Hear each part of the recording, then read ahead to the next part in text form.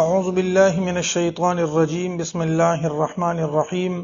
وآتوا النساء او ورکوي خزوتا صدقاتهن مہر د دوی نحلتن په خوشحالی سره فإن طبن لكم پس که هغي پریک دی تاسو ته په خوشحالی باندې پریک دی تاسو ته یا وبخي تاسو ته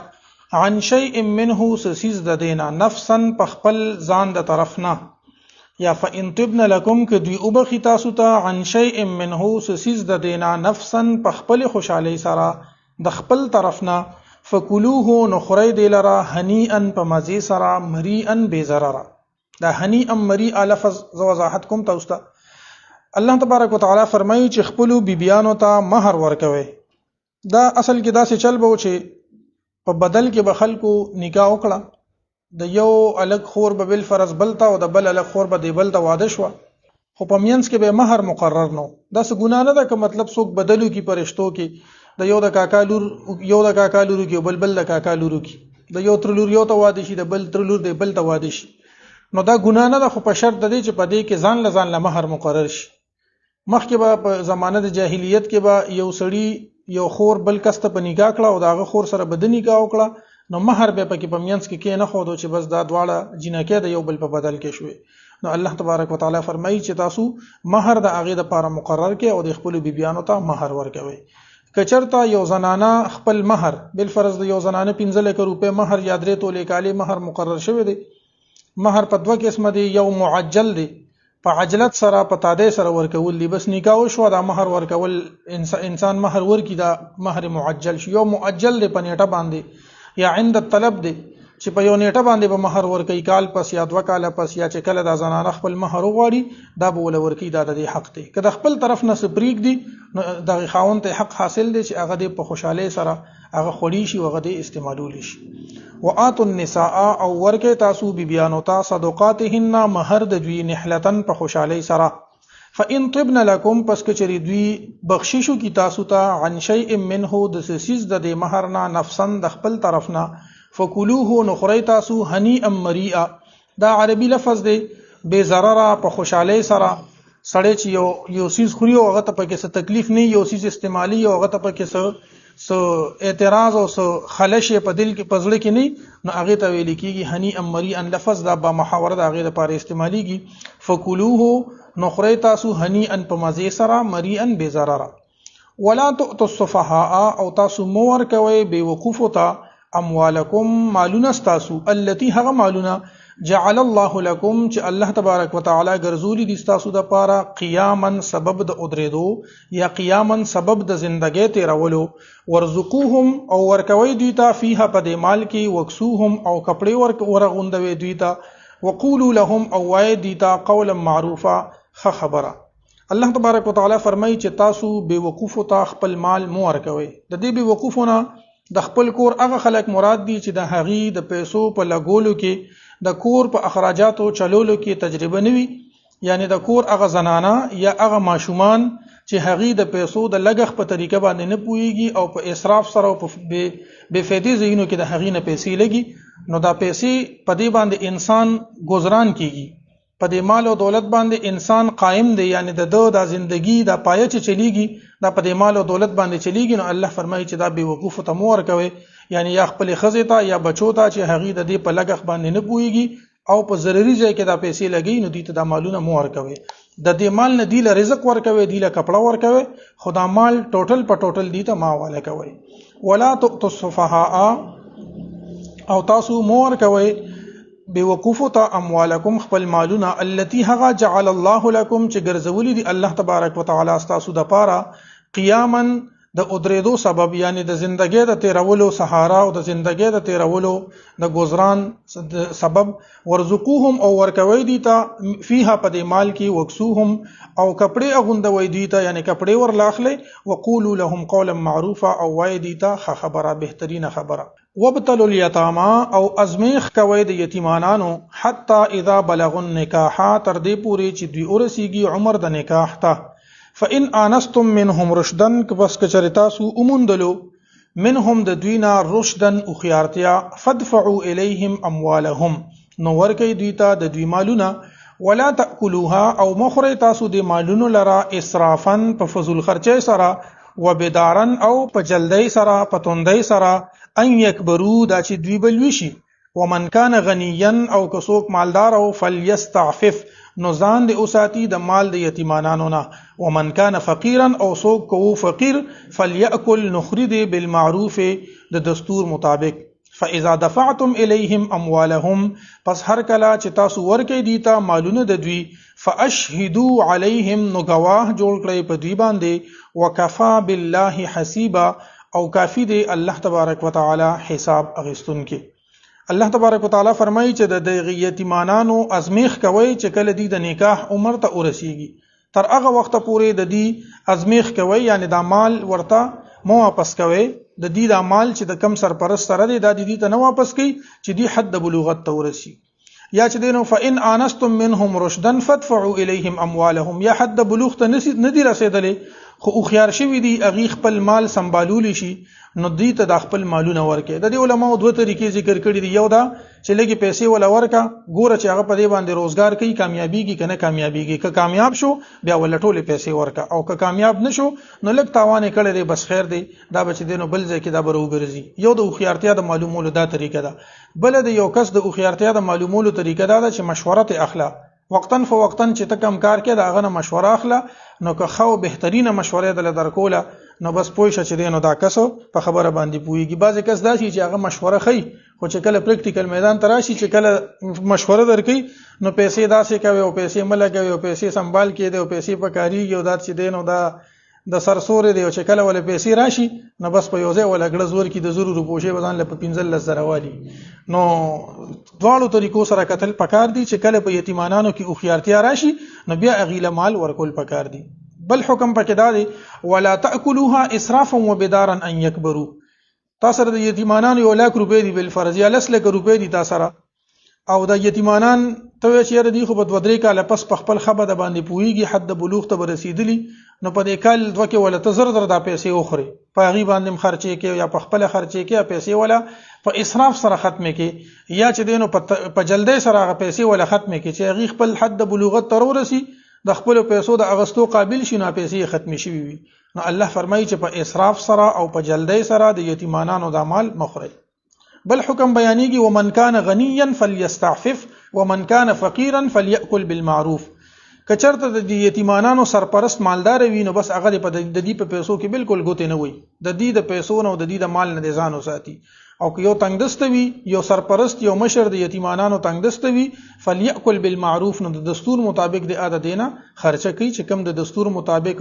د ضرورت وخت رول باندې یا د غي په نگرانۍ باندې یا د غي په پرورش باندې چې کوم خرچه کیږي نو د معروف طریقې سره په غي باندې هم دی لګي او په معروف طریقې سره د دستور مطابق په خپل باندې هم خوري مخکې حکم تیر شوی دی چې د یتیمانانو د مال په خپل کاروبار کې مسړې شاملول شي چې الله تبارک وتعالى دا حکم دی د پاره نازل کړي چې تاسو په سختۍ کې واقع نشي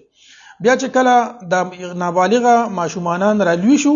نو چې کله دی له مال واپس کینو بس د سینه چې وته وي چې بس هغه پیسې تاسو در رسیدلې دي نه الله فرمای فاذا دفعتم اليهم اموالهم فاشهدوا عليهم گواهان به جوړ کې دا گواهانو په وړاندې بدیته د خپل امانت حواله کې دا د شریعت احکامات دي چې د یتیم ازمیخو کې چې کله د حد بلوغ ته ورسی یا که خيارتیا پکې پیدا شي د خپل مالونه ورکه د دې د مال په جلدی سره او په اسراف سره مختموي کمالداري د دین پیسې د نه استعمالي که غریب وي د دستور مطابق د پیسې استعمالي او کله چې دی له مالونه ورکېونه په دې باندې به گواه جوړ کې د گواه کې د دواړو طرفو فائدہ ده دغه ماشوم چې کله رالوي شي د بیا د نشي ویلې لس کال شل کال پس شماله پیسې نه دی را کړي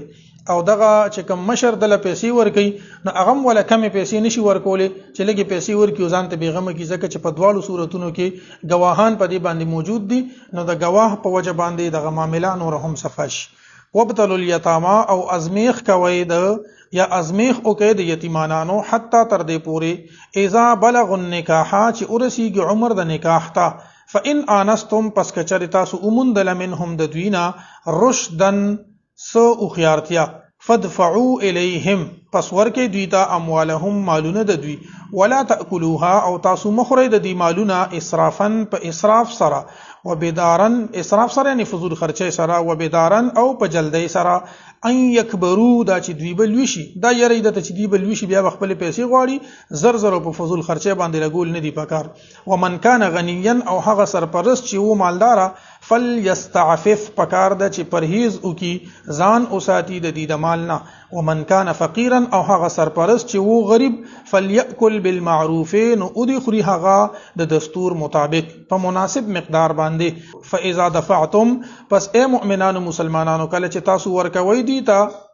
اموالهم مالونه د دوی فاشهدوا علیهم نو گواه جوړ کړي په دوی باندې وکفا بالله حسیبا او کافی دی الله تبارک وتعالى حساب اغستون کې للرجال د پاره د سړو نصیب برخدا مما د هغه سنه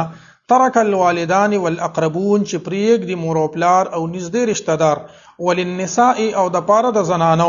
نصیب برخدا مما د هغه سنا ترک الوالدان والاقربون چې پریګ دی مور او پلار او رشتہ داران مما قل منه او کسر د هغه نه کلګوي او کډیروي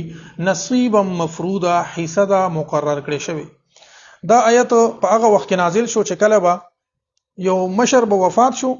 نو کشرانو به چې مال تقسیمولو نو ماشومانو لا او یا د زنانو له خصوصا دی له په میراث کې حصہ نه ورکوله چا به تاسو کچ دا ولي وته چې کم په میدان د جنگ کې جنگيږي نو دا برخه د عقیده چې کم جنگ قابل دي او کم خلک چې دین نو جنگ کولی شي نو د میراث د برخه دا صرف او صرف د عقیده نو الله تبارک وتعالى دا حکم نازل کو چې دا تخصیص دا صرف د الکانو لپاره نه دی بلکې زنانوي جنکوي ټول ته برابر چې کم شریعت کې کم برخه مقرر شوی دي مخکې آیتونو کې یوسیکم الله فی اولادکم کې برخه را روانې دي کم برخه چې مقرر شوی دي هغه برخه به ورته ملاويږي لګي پریخي وي او کډېره پریخي وي مطلب یو سړی د 100 روپے پریخي دي دا به تقسیمیږي سړو ته خو ته به خپل حصہ ملاويږي او کچا په لکونو کروڑونو روپے پریخي دي یا نور څه جیدات پریخي دي اب ټولو ته د خپل اندازو مطابق تقسیمیږي دا به نشته چې دا لګي دي خیر دي نه تقسیمو دا ډیری دا به تقسیم کو قل منه او کسر کلهږي وی او کډيري وینو دا تقسیم پکار دی للرجال اشتدي د پاره د سړو نصیب برخه مما د هغه سنا ترک الوالدان چې پریخي وی مور او پلار والاقربون او نږدې رشتہ دار د سړي د پاره برخه شته وللنساء نصیب او د خزو د پاره برخه ده مما د هغه مال نه ترک الوالدان چې پریخي وی مور او پلار والاقربون او نږدې رشتہ دارانو مما قل منه او کسر د هغه نه کډیر وی او کلګوي نصیبا مفروضا حصہ مقرر کړی شوی و اذا حضر القسمه او هر کله چې حاضر شي تقسیم د میراث په وخت کې اولو القربى رشتہ داران والیتاما او یتیمانان والمساکین او مسکینان فرزقوهم منه پس ورکوي دي ته د دینا وقولوا لهم او وای دي ته قولا معروفا بهترین خبره ګوره چې کله میراث تقسیمیږي په یو ځای کې خلک ناستي او میراث تقسیمیږي او هغه ځای ته غریبانان یا یتیمانان یا مسکینان راشي یا د نور رشتہ داران راشي نو اغیتا د دغه ناسنه صبرخه ورکول پکار دي دا د آیت حکم دی بعض علما وایي چې دا حکم منسوخ دی منسوخ په دی وجه دی چې نږدې رشتہ دار یا د یتیمانانو میراث کې حصہ نشته په میراث کې چې کومه حصہ ده هغه رستو آیتونو کې ذکر ده دا هغه خبره ده چې کله د دغه مړی د وارثانو بخپلو کې څه تقسیم کولو او نور د سلګلری رشتہ دار براغل کې بناستل یا به غریبانان مسکینان راغل نو دا حکم دی چې اغیله دي سنه سور کړی شي اوس که چرته دا آیت منسوخ وي نو بیا به د آیت کریمه ته هغه وخت پورې چې کله حصے نه مقرر د خزه اوس خپل حق دی خاون مرشي د خزه خپل میراث دی دغه سړی د مور او د پلار خپل برخه ده چې یو سړی وفات شو نو دغه سړی چې څومره خپلوان دي د هر یو کس په کې خپل برخه ده د مور او پلار برخه کیږي د خزه برخه کیږي د بچو برخه کیږي که بچي وینو د رور او خور بیا برخه نه کیږي او که بچي نه وي د دې سړي نو بیا د رور او د خورم حصہ کیږي داسې د هر چا د پاره دا حصے دا مقرر کړي شوی دي او دا نبی علیہ الصلوۃ والسلام د دې په باره کې فرمایي تعلموا الفرائض وعلموها الناس فانها نصف العلم چې تاسو د میراث د فرایض د حصے د زده کې او خلکو ته مخه دا نیم علم دی نو دا میراث چې یو انسان وفات شي او د پیسې به په چا باندې په کومه طریقه باندې تقسیمیږي د ته ویل کېږي علم میراث ځان له ان شاء الله العزیز په دې کې یو کتاب د سراجی ورته وي اب بیا خپل ځای کې وایي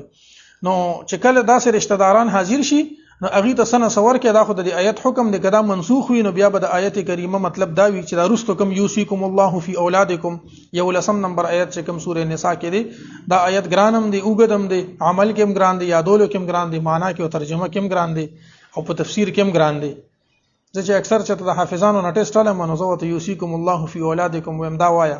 نو چې دا آیت راته صحیح وي نو بس زم دا سړی صحیح دی بل ته پوسټ پکې اجت نه او چې نه دی کې چې دینو غلط را غلط شي نو بیا ته نور ته پوښتنه یوسیکم الله فی اولادکم دا چې دینو دا ګران آیت دا به ان شاء الله وایو په خپل ځای کې بل ورځ سبا ان شاء الله خجی. نو اوس که چرته یو ځای کې میراث تقسیمیږي نو که اسې د خپل طرف نه ولا څوک سور کوي نو ټیک تا خو د میراث په هغه کې چې کله حصے مقرر شي د نه په هغه کې برخه نه کیږي. واذا حضر القسمه او هر کله چې حاضر شي تقسیم د میراث په وخت کې اولو القربا یعنی رشتہ دار اگر رشتہ دار چې وارثان نه دي که وارثان دي د هغه لپاره بیا تقسیم نشته هغه خپل برخه مقرر ده. والیتام او یتیمانان والمساکین او مسکینان فرزقوهم منه ورکوي دي تدینا وقولوا لهم قولا معروفا او وای دي تا خبره. وليخشى الذين او اديريږي هغه کسان لو ترکو من خلفهم کچری دوی پرېخي وي د خپل ځانونو نرستو ذریه ضعافا کمزوري ذریه اولاد ضعافا کمزوري خافوا عليهم چې دوی به یریدل په هغه باندې فليتقوا الله پس پکار د چې او یریږي د الله تبارک وتعالى نه وليقولوا قولا سديدا او کوي دی وای دی سم خبره. ګوره الله تبارک وتعالى مثال ورکي یو انسان دی هغه سرپرست دی هغه مشر دی هغه د میراث د پیسې د یتیمانانو لپاره کومه طریقه ورکي ډوګ وګ سره کوي کنه صحیح طریقې سره ورکي نو الله ورته مثال ورکي چې تاسو خپل بچو ته سوچو کې که تاسو بچی داسې پاتې شي کمزور پاتې شي اغیره به تاسو میراث او د اغي غم بم څنګه کو څنګه چې د خپل بچو تاسو غم کوي داسې د نورو بچو غم وکي. یعنی انسان کله وی کنه چې ته زما په ځای شو زما د طرف نه سوچو کا یا ته زما په ځای ونو تا به سکولو نو داسې چې یو انسان خپل بچو ته سوچو کی که زه وفات شوم زما د بچو به د میراث یا د پیسو د تقسیم او د دې د خیال به څنګه ساتل کیږي نو خپل بچو ته د سوچو کی څنګه چې په خپل بچو باندې سړی یریږي داسې د بل بچو باندې سړی یریږي او هغه ته د حق په صحیح طریقه باندې حواله کی او کسو کې په ظلم سره مال خوري نو الله فرمایي دی په خپل خېټو کې اورچي او دی به جهنم ته داخل کړي شي. وليخشى الذين او پکار د چې او یریږي هغه کسان لو ترکو من خلفهم کچری دوی پرېخي وي د خپل ځانونو رستو ذریه اولاد ضعافا کمزوري خافوا عليهم چې دوی یریدل په دې باندې یعنی فکرمن بو د دې لپاره نفلیتقوا الله پس او یریږي دا یو مثال تر دې ذکر شو چې په خپل کمزوري ماشومان باندې چې تاسو فکرمن دي داسې د نورو یتیمانانو په حق له هم فکرمن دي او یریدل پکار دي. فلیتقوا الله پس پکار دا چې او یریږي دوی د الله تعالی نه وليقولوا قولا سديدا او وای دي دوی سم خبره. ان الذين بشكها كسان ياكلون اموال اليتامى چې خوري مالونه د یتیمانانو ظلما فظلم سرا نه حق انما ياكلون یقینا دوی خوري فی بطونهم په خپل خېټو باندې نارن اور وسيصلون سعيرا او زردا چې دوی به داخل شي سعيرا جهنم ته. جهنم نه مراد هغه جهنم دام د جهنم یو نوم دی حکم کې چې ډیر اور لمبي وي د غزه ته سعير ویل کیږي. ان الذين بشكها كسان ياكلون چې خوري اموال اليتامى مالونه د یتیمانانو ظلما فظلم سرا انما بشكا ياكلون خردوي فی بطونهم پخپلو خېټو باندې نارن اور وسيصلون سعيرا او زرد چې داخل بشي دوی جهنم ته. صدق الله العظیم وصلى الله تعالى على خير خلقه محمد وآله وأصحابه أجمعين.